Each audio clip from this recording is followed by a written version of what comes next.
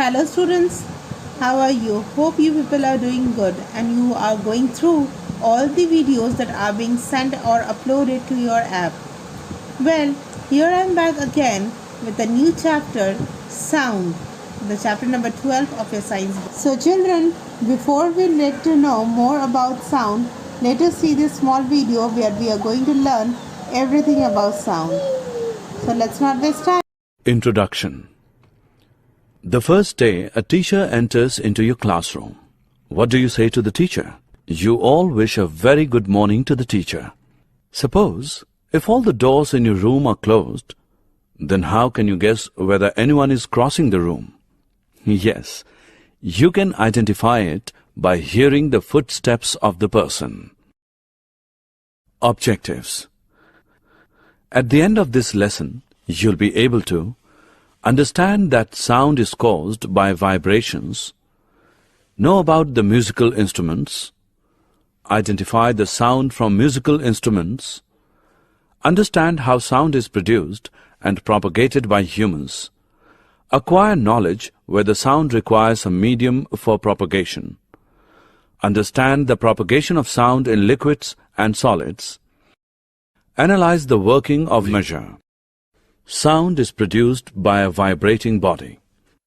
Sound is a pressure distribution that moves through a medium in the form of mechanical waves. When a force is exerted on an atom, it moves from its rest or equilibrium position and exerts a force on the adjacent particles.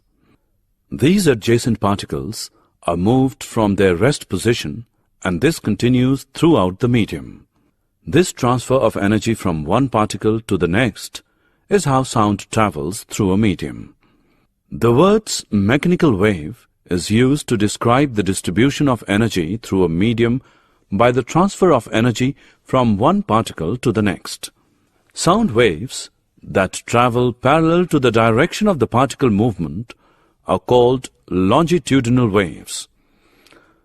However, it is possible to produce other types.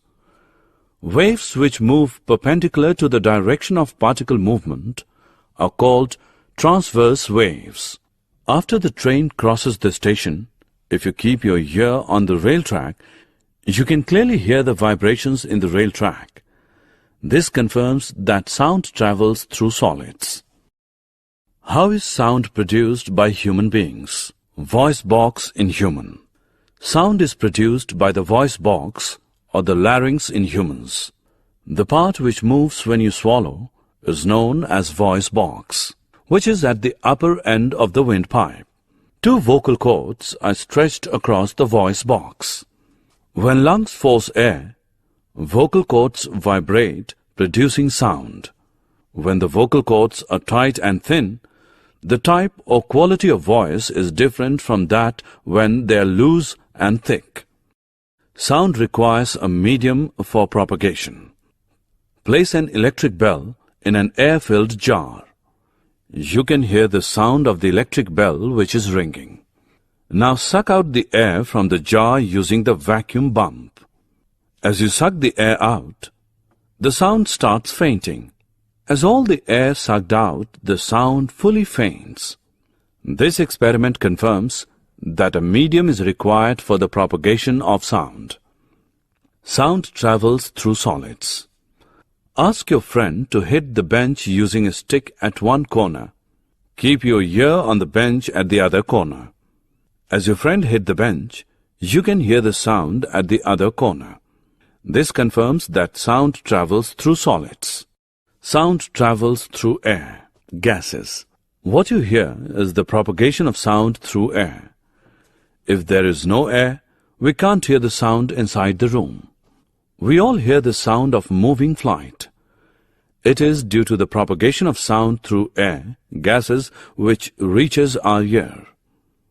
Sound travels through water, liquids.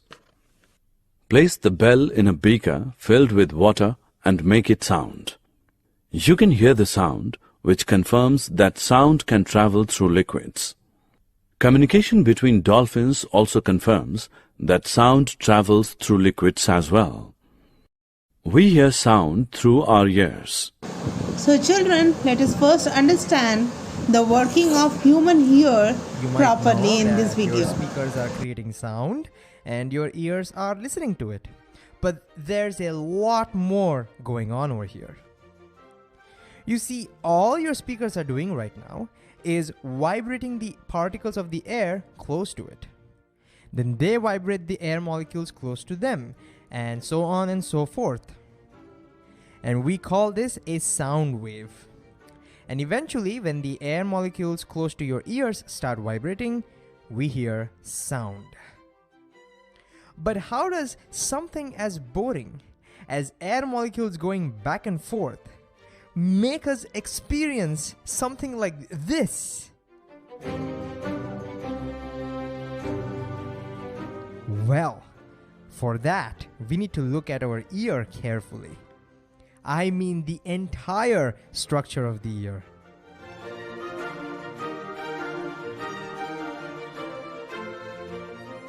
So let's look at how the different parts of the ear work together to make us experience sound. So our ear can be divided into three parts: the outer ear, the middle ear, and the inner ear. The outer ear starts with the pinna. It's the part that you can see and touch, or in my case, the part that my mom would twist quite often. Its job is to collect as much sound waves as possible and channel it into the auditory canal. The sound waves pass through the auditory canal and eventually meet the eardrum, which is shown in green over here. The eardrum is a transparent membrane which is super sensitive to the vibrations of the air.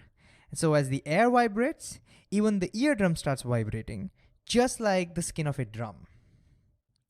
And as you can see, the eardrum also separates the outer ear from the middle ear. This brings us to the middle ear. The middle ear consists of the three tiniest bones of the human body, and they're together called the ossicles. And they have pretty cool names. They're called the malleus, the incus, and stapes. And here's the actual picture of these three bones. And because of their shapes, they're also commonly called as the hammer, the anvil, and the stirrup. Stirrup is where you rest your feet when you're riding your horse. Alright, so as the eardrum vibrates, you can see the ossicles also start vibrating, transferring the vibrations from the eardrums to the inner ear. Now their main job is to increase or amplify the pressure of the sound waves when it reaches the inner ear. But why do we need to increase the pressure of the sound waves? Because as we will see, the inner ear consists of a liquid, not air. So the vibrations must transfer into a liquid. And you might already know that vibrating or moving particles of liquid is much harder than moving particles of air, which is why it's very easy for you to swing your arms in the air, but it's pretty difficult to do that inside water, like say in a swimming pool. And so to set this liquid in vibration, the pressure has to be high enough. And in fact, it turns out that our ossicles increase the pressure of the sound about 20 times. But how do they do that? Well, just take a look at the base of the stapes. It has such a small area compared to that of the eardrum. So when the force gets transmitted from the eardrum to the stapes, it gets concentrated in a very tiny area. And you might know when you concentrate force in a very tiny area, you increase its pressure. And that brings us to the inner ear. The inner ear consists of a bony structure, which is shown in purple. Now, as you can see, the top part of this structure consists of three semicircular rings. They help us in maintaining our balance when walking or dancing or whatever we do. So they're not involved in hearing, so not so important for us. The part that's involved in hearing is this snail-like structure. This is called the cochlea. What does it do? Well, although these bones have already started dancing to the music, nothing gets heard until these vibrations are converted to electricity and sent to our brain. And that's exactly what the cochlea does. Now, the cochlea is super complex, and it's also a little mysterious. Even today, there are certain things about it we just don't know. And so we'll definitely not go into the details. But as mentioned earlier, it contains a liquid. And when the stirrup hits our cochlea, this liquid starts vibrating. And then there are some specialized cells in the cochlea that convert these vibrations into electrical signals. And these electrical signals go through the auditory nerves all the way to your brain, where it gets finally interpreted as sound. And the cells of your cochlea are amazing.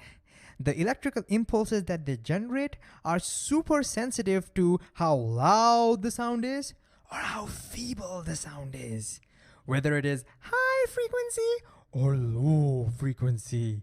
And as a result, your brain can differentiate the tiniest differences in the sound. And so you can understand different letters or words, or even understand what I'm saying right now, or hear the different notes of this music.